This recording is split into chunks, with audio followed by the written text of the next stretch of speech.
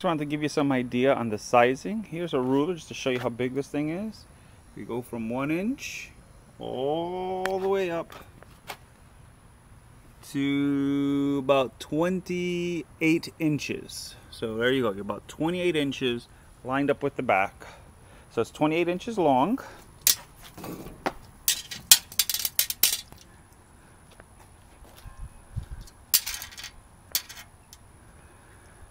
It's not perfectly lined up because my tape measure will fall off, but as you can see it's about 1 inch over there. So since it's 20 inches here, take off that inch, so it's about 19 inches wide.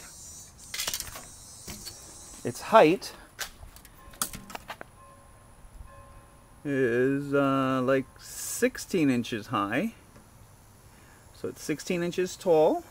So you're talking 27 long, 19 wide, 16 tall. For those of you who can't picture that in your head, here is the standard Summit body.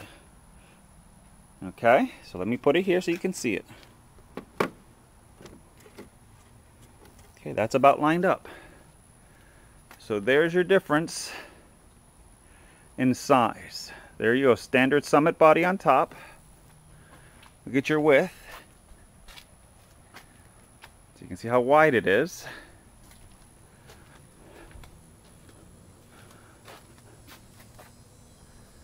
There you go. So that's how you can tell how big this thing is. It is a monster. It is also very heavy. I haven't put on a scale yet, but I can tell you it's heavy. In terms of height, I'm going to kind of line up the roof racks so you can see here. Or let me line up the bottom. Okay, so there's your difference in height for the two bodies and more or less length. So there you go. Enjoy. All right, here's the body. As you can see, I did all the labeling. I made my own labels because you're not going to find NOAA labels anywhere. So I made my own, and hopefully it'll stay intact. I don't know how well they're going to do in water, but we'll give them a try. A couple of little things I did here. I made the satellite pieces out of old baby bottle closers. So that's what this is here. So they're rubber and they bend so that they don't get damaged. This is simply a wire clamp, and these here are handles I found to give it that look like it was satellite equipment. So you can see from the back what it looks like. Again, I got the logos from the internet, so that way I can give it a more authentic look.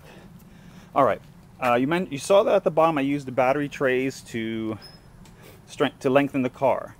So what I've done to compensate for the lengthening of the car is I've added this box on the top, if you're wondering what that is. It's velcroed in place, so it's already in place there, and then I strap it as safety.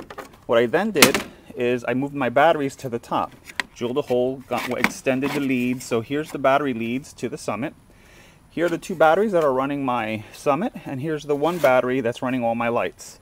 So that's basically what that is on the top. That's what I've done in a nutshell. I'll try and put up more information for anyone who wants to create this project on the website. Later. All right, I've gotten a lot of questions on what I do with my Summit. I'm going to start with the bottom here. Basically what I did, as you can see here, is I stretched it with marine grade PVC. It's basically the paneling they use to make boats, and I stretched that and I use that to stretch because it doesn't rot, doesn't bend, doesn't do anything. It's basically like PVC pipe, but done like in a panel form. And I basically cut that to make the strength here. I cut the Summit in half, stretched it about 2.5, 3 inches.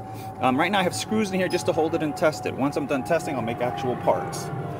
To make the drive shaft, I took the Summit axles and I cut one on both ends to add this piece in the center. The normal drive shaft is here, plus this little tip here. So that's basically how I made it, so that way I can fit the longer chassis.